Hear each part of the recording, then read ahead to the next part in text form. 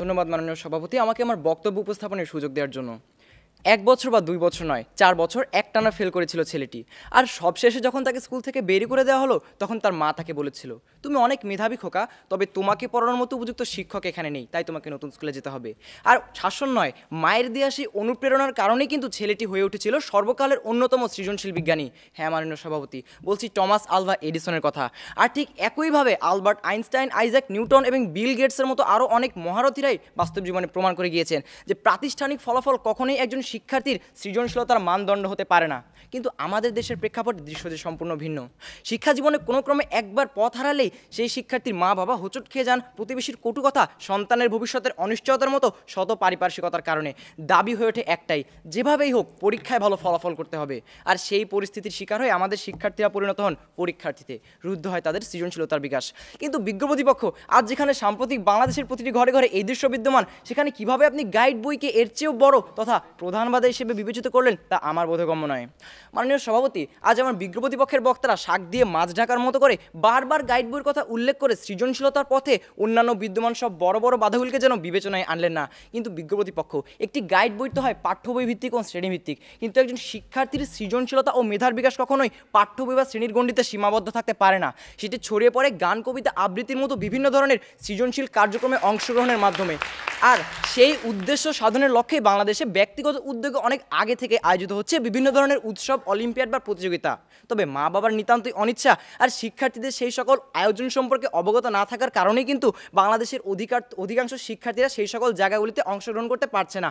যার বাস্তব প্রমাণস্বরূপ কালের কণ্ঠের 2019 সালের 30শে জুন একটি প্রতিবেদনে আমরা দেখতে পাই যে বাংলাদেশে 2010 থেকে 2017 সালে আয়োজিত মোট 694টি সৃজনশীলতার আসরে আমাদের মোট শিক্ষার্থীদের শুধুমাত্র 7.2% অংশগ্রহণ করতে পেরেছিল।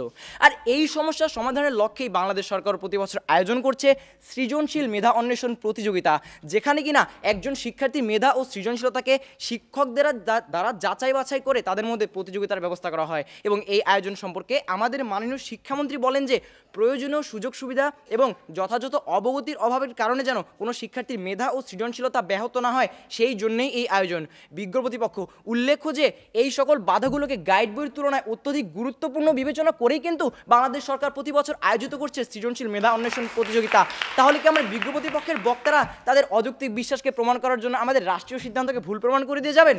এবার আসুন মাননীয় সভাপতি, এনসিটিভির সাবেক বিশেষজ্ঞ ডক্টর মোহাম্মদ শাহজাহানকে শিক্ষার্থীদের সৃজনশীলতা ও মেধা সম্পর্কে জিজ্ঞাসা করে তিনি বলেন যে একজন শিক্ষার্থীর সৃজনশীলতা ও মেধা বিকাশের প্রক্রিয়ায় প্রধান মূল নায়ক হচ্ছে শ্রেণীকক্ষে পাঠদানকারী শিক্ষক, এবং এই জন্যই তার কার্যক্রম অবশ্যই সক্রিয়, সৃজনশীল এবং গতিময় হওয়া দরকার। এবং তিনি আরও উল্লেখ করেন যে শিক্ষণফল বিবেচনায় নিয়ে বাস্তব জীবনে প্রয়োগের উপযোগী এবং দক্ষতার বিভিন্ন স্তরে সজ্জিত প্রশ্নপত্র প্রণয়ন করাও কিন্তু একজন শিক্ষকেরই কর্তব্য।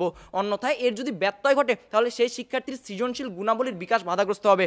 লক্ষণীয় মাননীয় সভাপতি, এখান থেকে কিন্তু আমরা স্পষ্টতই বুঝতে পারছি যে একজন শিক্ষার্থীর সৃজনশীলতা বিকাশের জন্য দক্ষ ও উপযুক্ত শিক্ষক এবং মানসম্মত প্রশ্নপত্র প্রয়োজন। কিন্তু আজ আমাদের দেশের শিক্ষকদের কেমন প্রশিক্ষণ দেওয়া হচ্ছে যে তারা একটি প্রশ্নপত্র প্রণয়নের জন্য গাইড বইয়ের কাছে সাহায্য নিচ্ছে।